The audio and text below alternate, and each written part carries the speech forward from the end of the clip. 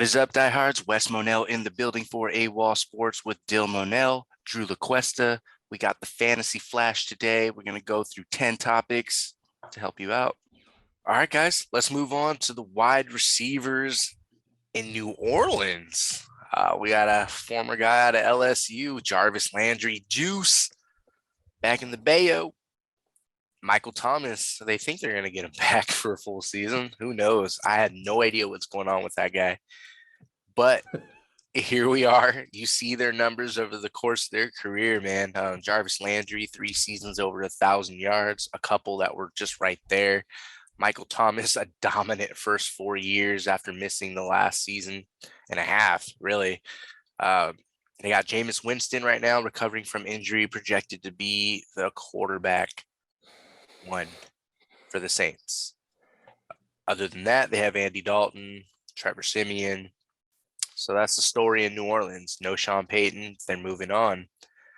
Dill, you are on the clock. You're making your rankings, or you're making your pick here in the draft. You're telling your best friend, which receiver are you getting? To be honest with you, I'm probably looking to trade out of this position if it's down to these two guys. But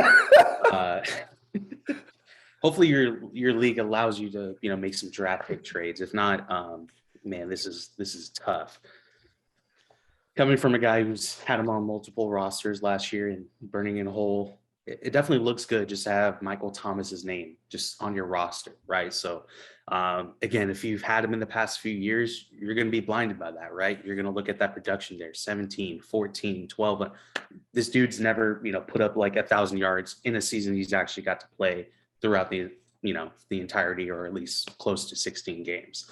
So obviously it's hard to just give away that production, but at the same time, that was with Drew Brees, that was with Sean Payton, right? There's a lot of uncertainty around him. And at the end of the day, even if he makes it onto the field, who else is drawing attention away from this man, right? So that's where I struggle. And at the same time, I love Juice, right? I love him as a player. I don't know if he's got it from a fantasy perspective. Like, if I'm looking at an option to have to draft them, it's probably going to be in the later rounds where I'm just trying to fill up some bench spots. But even then, he's probably, if I'm being honest, probably never going to make my starting lineup unless I'm going through some, bye weeks. So I would still, even at the price it's probably going to cost you, I would still go for Michael Thomas just for that upside, versus where I don't think Juice, even if he's on your roster, he's not going to move the needle for you as far as a championship run. Same.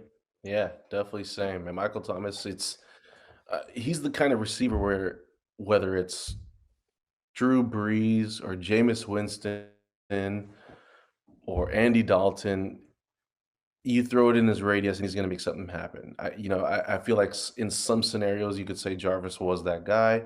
He could still be that guy.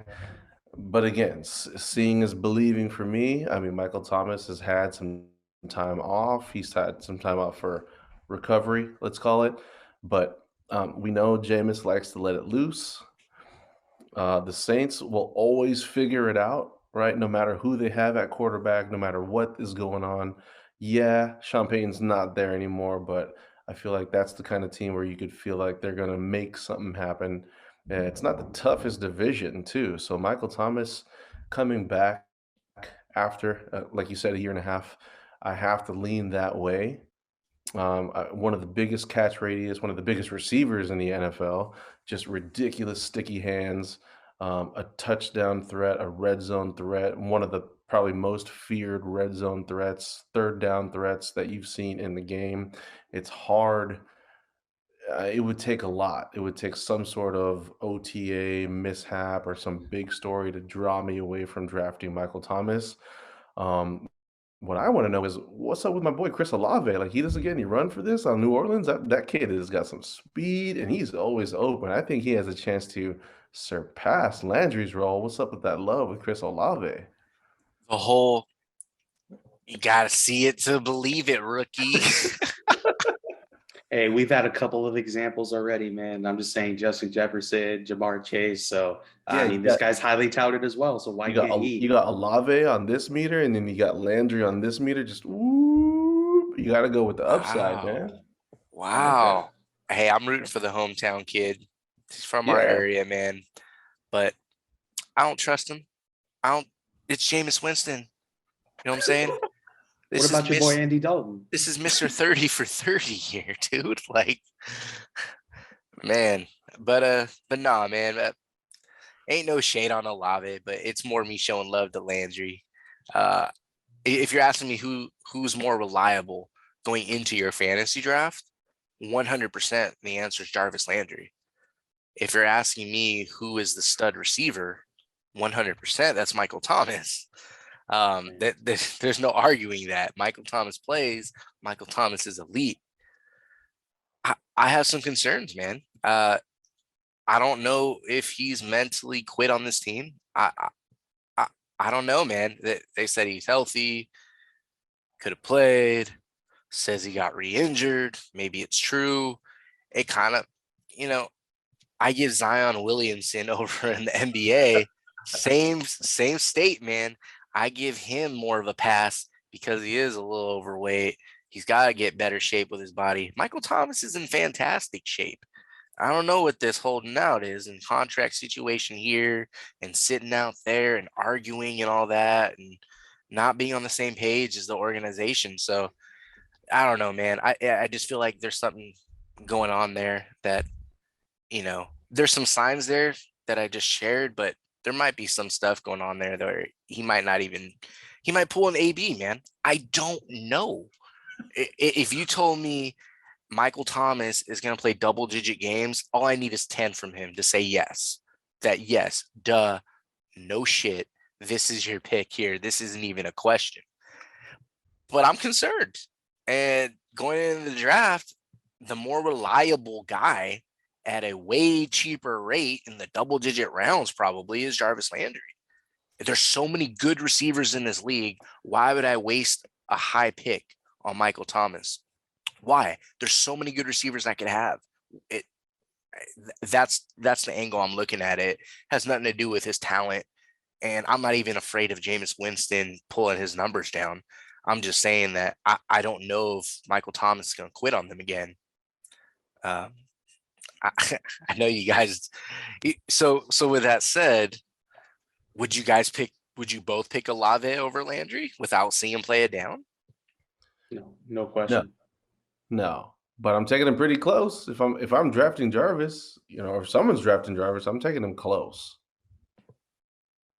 To me, I say no question because again, with this uncertainty, right, with Michael Thomas there, I'm seeing that Michael Thomas still on average is getting drafted in between the second and third round. That's probably still a little bit too high for most people's blood, right?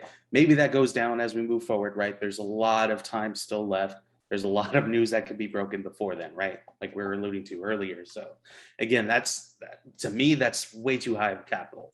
Jarvis Landry, on the other hand, he's still getting drafted in the fifth round. To me, that's still way too high That won't compared happen. to.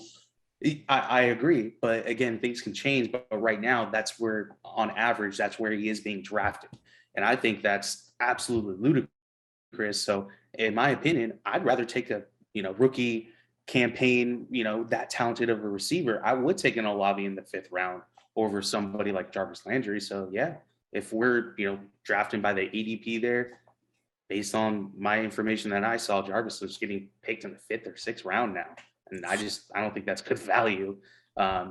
Maybe 8 to 9. Maybe I'm being rough on him, but double digit rounds is honestly where I would pick him.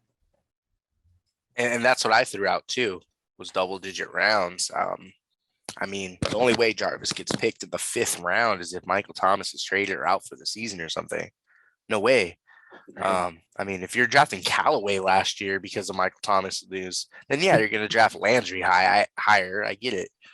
But no, I'm with you, man. I don't buy that ADP.